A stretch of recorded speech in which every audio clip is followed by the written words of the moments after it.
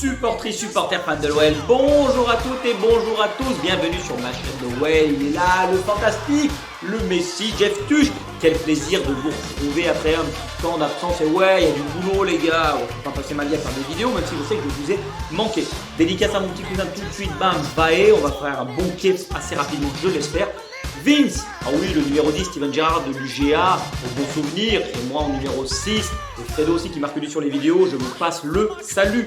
Au menu du jour, entrée plat dessert à 79 € hors taxe, ok, on va parler par rapport au mercato hivernal qui arrive à la CAN, voilà tout ceci. J'avais mis en avant dans la dernière vidéo les lacunes de l'OL au niveau des derniers matchs et du premier tiers du championnat, là où ça nous manquait par rapport à la philosophie de Peter Bosz, de la tactique. Et bien là on va embrayer avec les renforcements au mercato qui pourraient nous faire du bien, ok. Bon, on va faire tout de suite le point sur l'effectif. Je vous ai mis en bleu nuit les titulaires, je vous ai mis ensuite les remplaçants, les titulaires, enfin, il y en a un peu de partout, vous vous démerdez, vous savez lire, ok, m'emmerdez pas.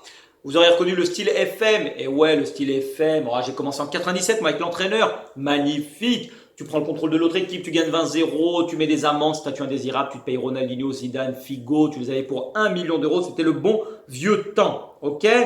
Bon, je vais démarrer voilà, par rapport à la profondeur et à l'effectif que l'on a actuellement. Peter Alaoui, il a un style de jeu assez précis qui demande pas mal d'énergie, de combativité, voilà, mais ça prend du temps. Bon, moi ce que j'ai ciblé, c'est deux postes qui nous feraient énormément de bien pour le recrutement, c'est le milieu de terrain et les ailiers. Un milieu de terrain beaucoup plus puissant, relayeur, mais costaud, qui l'un n'empêche pas l'autre, hein, et un ailier, vraiment un ailier qui mange la ligne, qui est capable voilà, de se projeter vers l'avant, de dribbler, de provoquer, parce que pour moi, on n'a que des attaquants intérieurs. Voilà pourquoi je souhaite que l'on recrute à la fois au milieu et en attaque.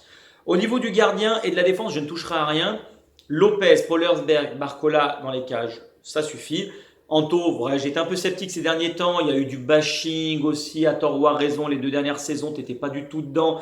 Tu cherchais un peu, voilà, tu tâtonnais tout doucement, tu étais moins décisif, moins tonique sur tes appuis, moins décisif, tu nous rapportais moins de points. Cette année, sans toi, on serait dans une merde, mais pas possible.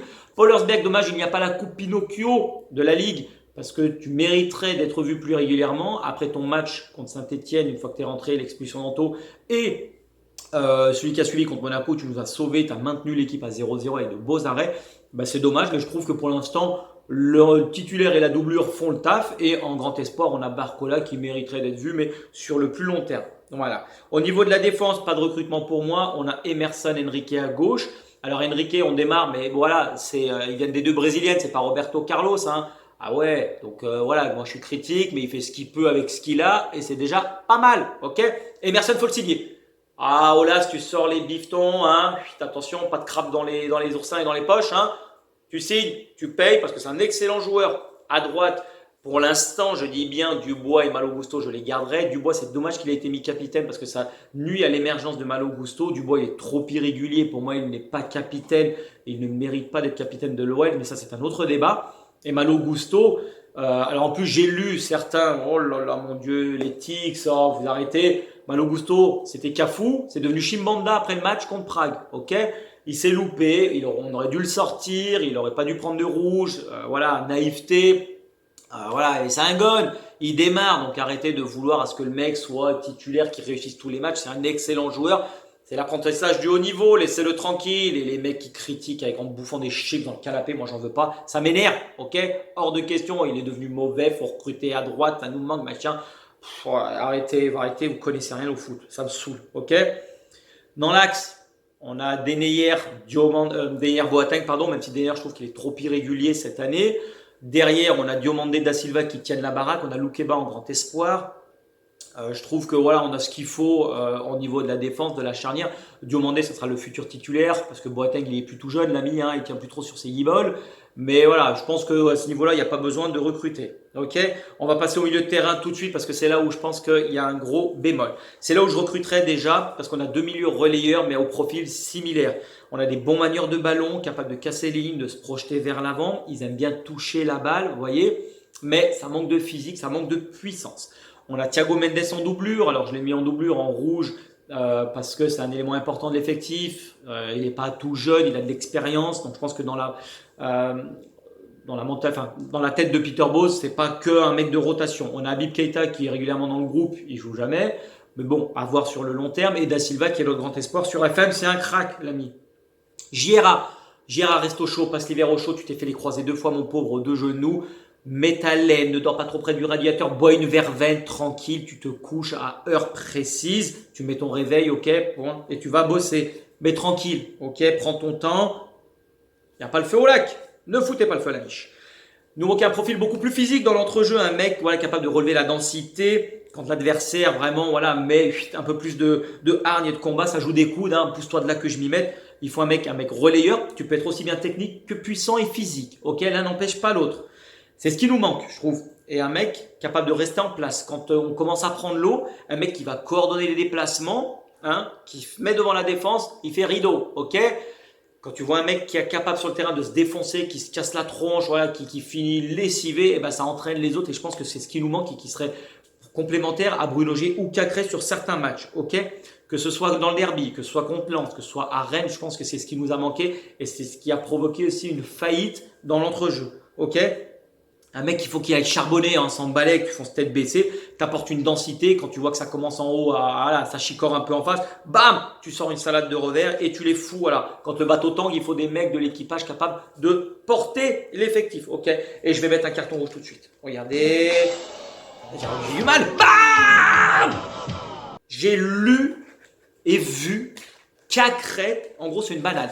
Mauvais début de saison. Titulaire irrégulier, il devrait jamais jouer, il est mauvais, il passe au travers. Machin, mais les mecs, mais arrêtez de faire les fous. Franchement, mais est-ce que vous avez déjà joué au ballon de votre vie? Est-ce que vous savez ce que c'est que jouer en club? Est-ce que vous savez ce que c'est que d'apprendre à un coach à croire, vous, dans vos métiers, en 3 mois, vous êtes devenu bon, vous avez assimilé tout ce qu'on vous demandait. Arrêtez. Quand vous regardez les matchs ou au stade, enlevez vos lunettes 3D, vous n'y voyez que chill, ça vous brouille la vue. Sincèrement, c'est honteux. Honte, moi je suis le premier à avoir dit que Cacré est passé au travers sur quelques matchs, mais quand je vois qu'on arrive à critiquer, alors que c'est l'un des mecs les plus réguliers, c'est sa première saison en tant que titulaire, mais arrêtez le foot, ne faites pas comme tous les gens qui connaissent rien en disant mais t'es fatigué de courir derrière un ballon, eh ben allez le faire, bande de cons, bande de nazes, allez courir derrière un ballon et regardez si vous allez gagner des millions à la fin du mois, arrêtez d'emmerder le monde, purée, faites chier, c'est incroyable, c'est chiant, mais bon bref, c'est un autre coup de gueule. Et ben je trouve que là, Jean Roucas, qu'on avait l'année passée, qu'on a vendu à Monaco, on aurait dû le garder, un milieu box-to-box qui lui, vraiment physique, costaud. C'est dommage, faut pas regretter les goals, mais je pense que c'est un mec qui nous aurait fait énormément de bien. Donc du coup, j'ai ciblé plusieurs joueurs. Vous me dites ce que vous en pensez et vous partagez dans les commentaires. Pas d'insultes, sinon ça fout le camp. Hein. Je veux rien de négatif. Ok, la critique peut être bien entendu positive comme négative, mais hop, dans la joie et la bonne humeur. Comme moi. Ok. En premier, j'ai mis Seko Fofana. Capitaine de Lens, second du championnat actuellement, il a 26 ans, il est en pleine force de l'âge, il n'ira même pas à la CAN parce qu'il a refusé d'aller avec la Côte d'Ivoire. C'est l'élément moteur et l'élément clé, le capitaine du milieu de terrain de Lens. Ils ne sont pas seconds par miracle, comme ça en claquant des doigts, ok. Il est monstrueux depuis le mois d'août, je pense que ce serait un profil qui ferait énormément de bien dans l'entrejeu, avec Bruno G ou Cacré ou dans un autre système, et ça on le verra un tout petit peu plus tard. Ok, il est sous contrat jusqu'en 2024, Transfer Market l'estime à 12 patates, c'est pas non plus trop cher, hein, et je pense qu'on a les finances, même si j'ai l'impression qu'il n'y a plus rien dans les caisses du club. Maintenant, je pense que ça va être compliqué parce que lui, est-ce que Lens déjà voudrait se séparer d'un élément clé de son capitaine pour renforcer un concurrent direct? Est-ce que lui-même va vouloir venir parce que Lens est second du championnat et là où nous on gâtouille encore un peu, et ils peuvent faire une très belle saison et être une bonne surprise cette année? Pas sûr, voilà, donc je pense que ça risque d'être compliqué, mais est-ce que lui va être intéressé par venir à l'OL? Je pense que ça peut être une piste à approfondir, même si ça risque d'être compliqué. Ensuite, il y a Boubacar Kamara de l'OM. Oh, ça va grincer des chicots, je vous vois venir, mais c'est pas grave. Allez, vous savez quoi, pour vous faire plaisir, je me mets un carton jaune, bam! Auto-carton jaune, c'est la première fois que ça m'arrive, c'est peut-être pas la dernière. Oh, il est con le Jeff Tuch, mais bon. Formé à l'OM, il peut jouer défenseur comme milieu, même si moi je trouve qu'il est beaucoup plus performant en tant que milieu de terrain. Il joue régulièrement, que ça soit avec Bilsa, avec Sampaoli, qui que ce soit. Voilà, c'est un mec vraiment qui est bon. Il est évalué à 28 briques, mais bon, si tu poses 15 parce qu'il est en fin de contrat l'année prochaine, il a refusé de prolonger. La Juve est déjà dessus avec les agents, ça avance bien. Mais je pense que c'est un mec qui peut nous faire du bien parce qu'il connaît parfaitement le championnat.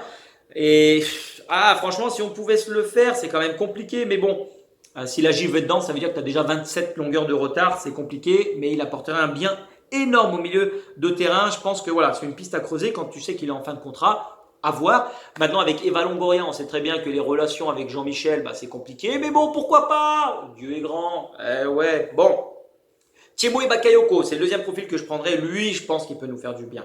Excellent joueur dans l'entrejeu, c'est un tank. Il perfore les lignes rien qu'en marchant, il est tellement costaud. Pousse-toi devant du con, que je m'y foute et que je m'y mette. Cassez-vous de là. Avec Fabinho, dans le 4-4-2, c'était la pièce maîtresse de Jardim, champion de France en 2018. Il est en très nette perte de vitesse depuis son transfert. Il est passé à Chelsea, Napoli, Milan. Il est revenu à Monaco. Il est reparti au Milan. Bref, le mec, il est sur EasyJet tous les 4 mois. Il prend un billet. L'ami vient à Lyon. Écoute Jeff Tuch, écoute tonton, pose tes valoches à Lyon. Il fait beau. Pardon, il est évalué à 20 millions. Mais tu fais un 10-12 millions. Tu lui offres un abonnement. Moi, je t'offre un abonnement à TéléZ pendant 3 ans. Si tu signes, je te le fais tout de suite. Tu viens à la maison, ok?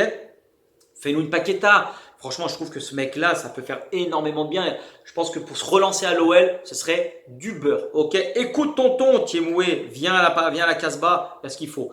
Ensuite, il y a une pépite, Ryan Gravenberch. Bref, ce mec-là, c'est robuste, c'est costaud, c'est un profil de la dynamite. Il va faire moucher rouge les joueurs de Ligue 1. Ça va chier ses dents, je vous le dis direct. Bon, après, c'est sûr que les joueurs de l'Ajax qu'on a récupérés, c'est un peu comme ceux de Lille, ça n'a pas toujours été, et c'est souvent des carottes que l'on a mises bien profondes. Par contre, tonton, il faut sortir chéquier. Si tu veux avancer, à un moment donné, il faut s'entourer de bons joueurs, et ce mec-là, il est énorme. Ah ouais, ça risque de faire grimper les enchères à Chimou-la-Vallée, mais il faut insister. Je pense que c'est vraiment un bon profil qui nous ferait énormément bien. Et en plus, avec tous ces milieux de terrain que je vous ai cités, je pense que ça nous permettrait déjà, dans un 4-2-3-1, d'avoir un autre style, un autre profil au milieu de terrain qui nous ferait du bien selon le match. Déjà aussi, pouvoir changer de tactique. On passe en 4-3-3 avec une sentinelle pointe basse, comme dirait l'autre, devant la défense. Et voilà, on peut travailler un autre système, on peut travailler une autre animation. Et je vous l'ai dit, défendre c'est facile, mais savoir défendre c'est énormément de difficultés. Ok, donc je pense que ce profil-là, ça nous ferait du bien. Après, au niveau de l'attaque, c'est là où moi j'axerais un transfert, parce que quand on regarde les offensifs que l'on a quasiment un seul type de profil, c'est un attaquant intérieur. Big Shaq, Toko majoritairement, Awar quand il s'exportionnel, Tino Rossi qui n'est même pas en plus à la base un ailier, il y a seul Cherki qui peut provoquer. Cherki, attention, tu parles beaucoup, mais il faut montrer. Tu veux jouer numéro 10, tu as demandé du temps de jeu dans la dernière interview avec le Rassemblement des Espoirs, fais déjà ce qu'on te demande, commence par prouver quand tu rentres en jeu, fais le nécessaire que tu es bon, ensuite tu pourras demander à jouer à ton poste, mais tu as quand même Paqueta et avoir devant toi. Ne l'oublie pas, Gon. Tranquille, qui va mollo, va piano, enfin vous m'aurez compris. Et ouais, je trouve que sur les ailes, c'est là où ça nous manque, parce que les doublures Reveillère Govou et Abidal Malouda à l'époque, ça buvait pas que de l'eau, mais en tout cas ça jouait coton, c'était énorme. Avec les blessures de Dembouz et de Slimani, on a vu que l'animation offensive, c'était n'importe quoi. On a dû compenser et mettre de la colle là où on pouvait. Ok, même si Islam, je trouve que dans le système, il a vraiment pas mal de lacunes, mais il est irréprochable dans l'attitude. Moi, le premier nom qu'on voit, c'est Azmoun. Azmoun, c'est le Messi iranien. Alors, rien que ça, ok, c'est toutes les discussions au balto entre Riton et Dédé Akoudé au bar en train de boire leur godet. Est-ce qu'il va venir, est-ce qu'il va pas venir? Il est en fin de contrat l'année prochaine. C'est un joueur extrêmement puissant, bon dos au but, un très bon jeu de la tête.